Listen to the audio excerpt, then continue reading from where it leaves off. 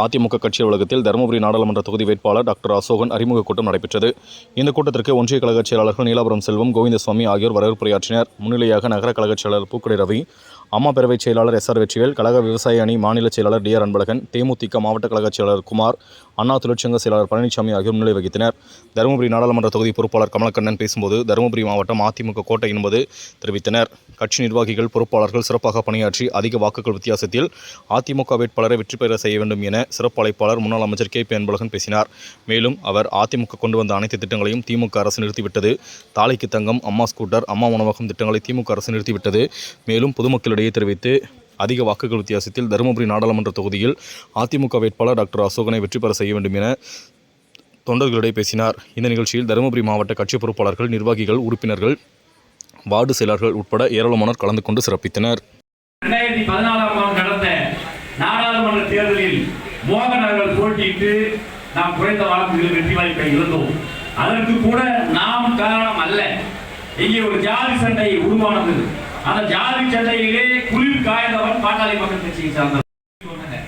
அதை அவர் காதலே வாங்கிட்டார். உடனே காரை விட்டு இறங்கி யாருக்கும் போன் பண்ணாங்க. வேற யாருக்கு லில்லி தலைப்புக்கு அவன் நீங்களும் உள்ள போகக்கூடாதுன்னு சொல்லிட்டாங்க. உடனே தலைவர் அம்மாவே சொல்லிட்டாங்க. எந்த அம்மா? இந்த அம்மா சொன்னது அம்மா சொல்லிட்டாங்கன்னு சொல்லிட்டாரு. நான் இன்னொன்னு சொன்னேங்க. அப்ப என்ன சொன்னாங்கன்னா, நீ மந்திரி இருக்கிற பதவி போய் பயப்படுற, நீ ஒண்ணு வேணாம், அம்மாவுக்கு ஒரு நோட்டு வை. இந்த மாதிரி இந்த இடத்துல இந்த மாதிரி ஜாதி கலவரம் நடந்துச்சு. அந்த ஜாதி கலவரத்துல நான் என்ன பண்ணணும்னு எனக்கு ஒண்ணு தெரியலமா, இது எனக்கு ஆலோசனை கொடுன்னு சொன்னா அம்மா ஆலோசனை கொடுத்து போயிருப்பாங்க. நீ போய் 2 பேரும் பாருங்க, 2 பேரும் பார்க்காத ஏதோ ஒன்று சொல்லியிருப்பாங்க. பட் ஆனா அவங்க அந்த லெட்டரையும் கொடுக்கல, பார்க்கவும் இல்லை.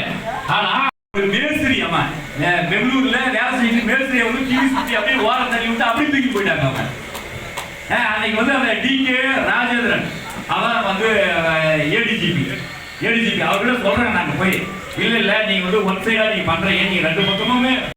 இவர் கவனம் அமைதியா இருக்கிறனுடைய அடிப்படையில் இத்தனை பேர் நம்ம கட்சிக்காரங்க உள்ளாங்க. அவங்களையும் போய் பார்க்கல. இவங்க ஒரு ஒன் சைடு பார்த்துட்டு ஒன் சைடு பார்க்காதனுடைய விளைவு தான் அன்னைக்கு டாக்டர் ராமதாஸ் இருக்கிற எல்லாத்துக்கும் அவர் ஜாமீன் போட்டு வக்கீல் வச்சு ஜாமீன் பிணை வைப்பு தொகை பணத்தை கட்டி, அந்த பணத்தை கட்டி கணிசன் பெயில் போறாங்க. எங்க போறாங்க? திண்டிவனம் வாங்கிக்கிறாங்க.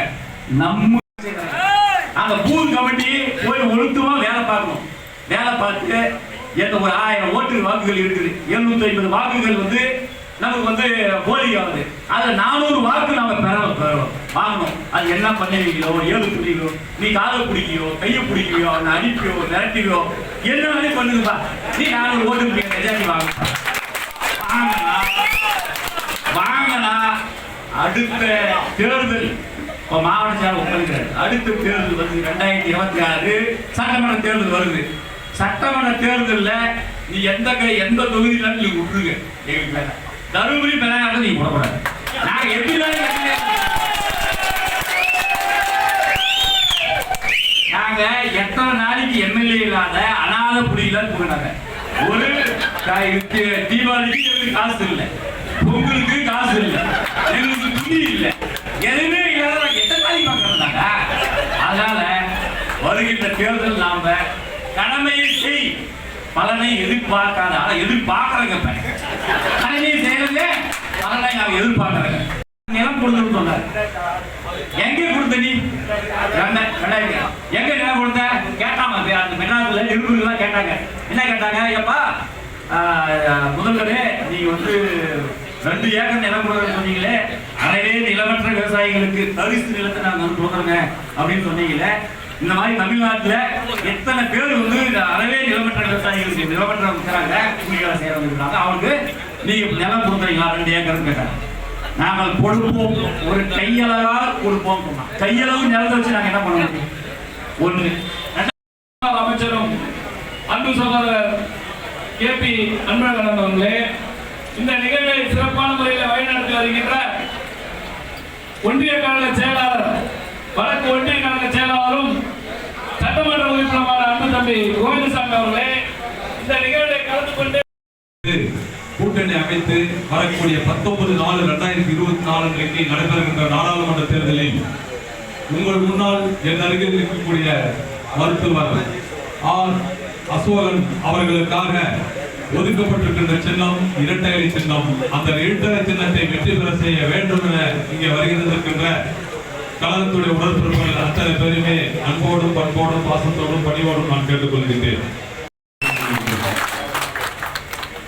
அவருடைய தகப்பனார் அவங்களுக்கு நன்றாக தெரியும். பூக்கடை ரவி என்றாலே அந்த பூக்கடை ரவி கடந்த நம்ம அம்மா பேரவை மாவட்ட குறிப்பிட்டது போல கடந்த 40 ஆண்டு காலமாக இந்த இயக்கத்திற்காக தலைமையிடத்திலே இருந்து உறுதுணையாக இருந்து பல்வேறு வகையிலே பணியாற்றினார் என்பது அத்தனை பேருக்கும் தெரியும். ஆக அப்படிப்பட்டவருடைய மகன் இன்றைக்கு வேட்பாளராக அறிமுகப்படுத்தியிருக்கிறார் நம்முடைய பொதுச் செயலாளர். அதிமுக சார்பாக தனியார் நின்று தருமபுரி நாடாளுமன்ற தொகுதி மோகன் என்ற வேட்பாளருக்காக நீங்கள் பெற்று தந்த வாக்கு சந்தர்ப்ப சூழ்நிலை காரணமாக நடைபெற்ற அந்த நடக்கக்கூடாத சம்பவம் நடந்த காரணமாக அதில் குளிர் காய்ந்தவன் பாட்டாளி மக்கள் கட்சியை சேர்ந்த அன்புமணி. அதை நீங்கள் தெளிவாக புரிந்து கொள்ள வேண்டும். 70,000 வாக்குகள் வித்தியாசம், 460,000 வாக்குதாரர் நம்ம 391 வாங்குறோம். 70,000 வாக்கு வித்தியாசம் எப்படி வந்தது என்று பார்த்தீர்கள் என்றால் நம்ம ஓட்டு நமக்கு கிடைச்சிருச்சு. அன்னைக்கு தாமரை செல்வம் ஓட்டை நீங்க எடுத்து பார்க்கணும். அதுக்கு முன்னாடி தேர்தலில் வெற்றி பெற்ற தாமரை செல்வம் திமுகவில் அதுல வெறும் 1,80,000 ஓட்டு தான் வாங்குறாங்க. அந்த 1,80,000 ஓட்டு வாங்குகின்ற பொழுது நம்முடைய இயக்கத்தை சார்ந்தவர்கள் யாரும் அவங்க பூச்சாண்டி வேலைக்கெல்லாம் பயந்து ஓட்ட போடல. இன்னைக்கு திமுகவில் இருக்கிறவங்க ஒட்டுமொத்தமா அவருக்கு ஓட்ட போட்ட காரணத்தினால்தான் 1,80,000 ஓட்டோட திமுக நின்றுவிட்டது. அவர் வெற்றி பெற்றார். மற்றபடி முழுமையா பாட்டாளி மக்கள் கட்சி ஓட்டுல இல்ல. ஆகவே அந்த வாக்குகளை வைத்துக் கொண்டு இன்றைக்கு தருமபுரி ஒன்றியத்துக்கு உட்பட்ட பாப்பிரெட்டிப்பட்டி தொகுதியாகட்டும், தருமபுரி தொகுதியில் 5 ஊராட்சிகள் இருக்கிறது. அந்த ஊராட்சிகள் ஆகட்டும் இன்றைக்கு அந்த வாக்கு வாங்கிவிட்டோம் என்று மாற்றத்துக் கொண்டு பாட்டாளி மக்கள் கட்சியை சேர்ந்தவர்கள் சொன்னார்கள் என்றால் அதற்கு பதிலடியாக நம்முடைய டிஆர் அன்பழகன் குறிப்பிட்டது அனைத்துமே நீங்கள் குறிப்பிட்டு பேசலாம். ஆக நீங்கள் அந்த வாக்கு வித்தியாசத்தை பார்த்து பயப்பட வேண்டிய அவசியம் இல்லை. 391 மோகன் பெற்ற வாக்கு நமக்கு அப்படியே இருக்கும். அதை விட கூடுதலாக இன்றைக்கு பாட்டாளி மக்கள் கட்சி, திராவிட முன்னேற்ற கழகம், மாற்று கட்சியில இருந்து நிறைய பேர் நம்ம இயக்கத்திலே இன்றைக்கு இளைஞர்கள் எல்லாம் சேர்ந்திருக்கிறார்கள். அதோடு மட்டுமல்ல இன்றைக்கு அவங்க வாக்கு வங்கியில் இருந்துதான் திமுகவுக்கு போகும், நம்ம வாக்கு வங்கி கூடும். ஆகவே நீங்கள் தருமபுரி ஒன்றியத்தை சேர்ந்தவர்கள் இன்றைக்கு எந்த விதத்திலுமே நீங்கள் பயப்படாமல் தைரியமாக அவர் சொன்னது போல தேர்தல் பணி ஆற்றினோம் என்றாலே நாம் வேட்பாளர் அசோகன் அவர்கள் வெற்றி பெறுவது நிச்சயம். யாராலையும் தடுக்க முடியாது. ஆகவே நீங்கள் தைரியமாக அந்த வாக்கு வித்தியாசத்தை பார்த்தெல்லாம் பயப்பட வேண்டிய அவசியம் இல்லைன்றதுக்காக அது ஒன்று மட்டும் நான் குறிப்பிட்டேன்.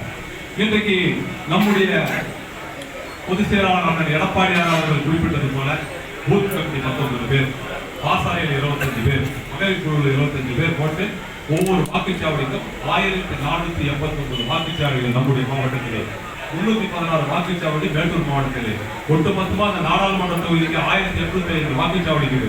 1805 வாக்குச்சாவடிகளுக்கும் அமைப்பு இருக்கின்ற இயக்கம் ஒரே இயக்கம் அனைத்து இந்திய அண்ணா திராவிட முன்னேற்ற கழகம்.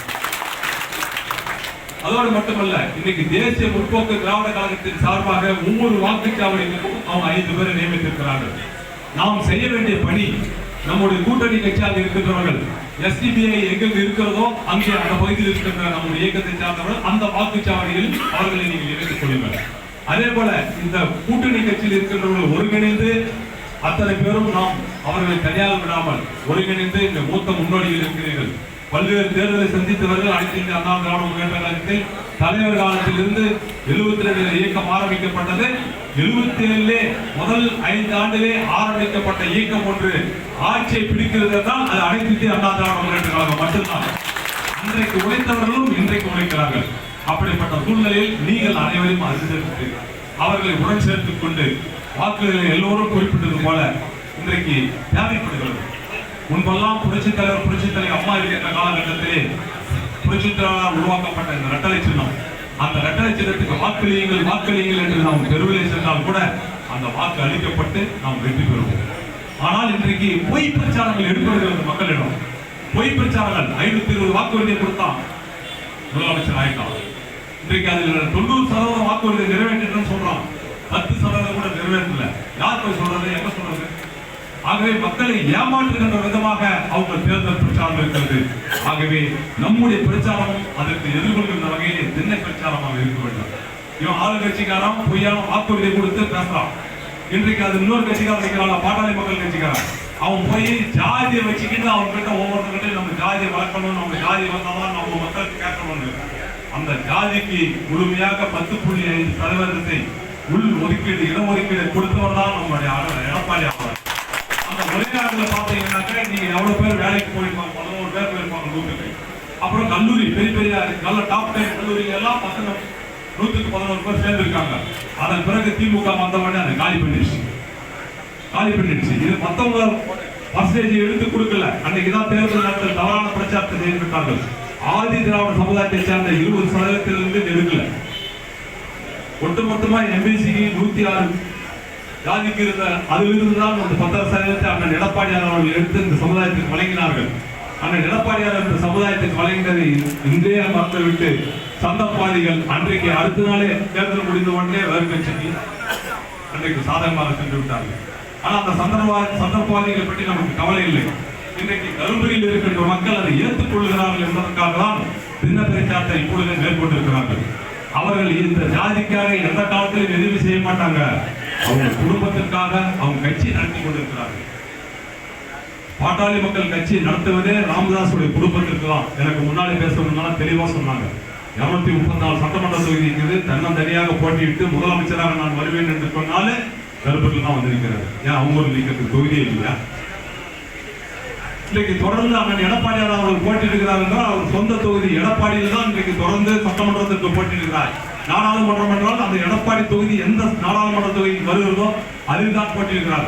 அதுபோல அவங்க தைரியமாக இருந்தால் நாங்கள் விழுப்புரம் மாவட்டத்தில் நிற்க வேண்டும், கள்ளக்குறிச்சி மாவட்டத்தில் நிற்க வேண்டும், திருவண்ணாமலை மாவட்டத்தில் ஆரணியில் நிற்க வேண்டும். அதையெல்லாம் தவிர்த்து விட்டு இங்கே தருமபுரி மாவட்டத்தில் இருக்கின்ற மக்களை ஏமாற்றுவதற்காக தான் இங்கே வந்து நின்று கொண்டிருக்கிறார்கள். ஆக அப்படிப்பட்டவர்களை இந்த தேர்தலோடு இந்த மாவட்டத்து பக்கமே திருப்பி பார்க்காத ஓடக்கூடிய நிலையை நீங்கள் உருவாக்கி தர வேண்டும்.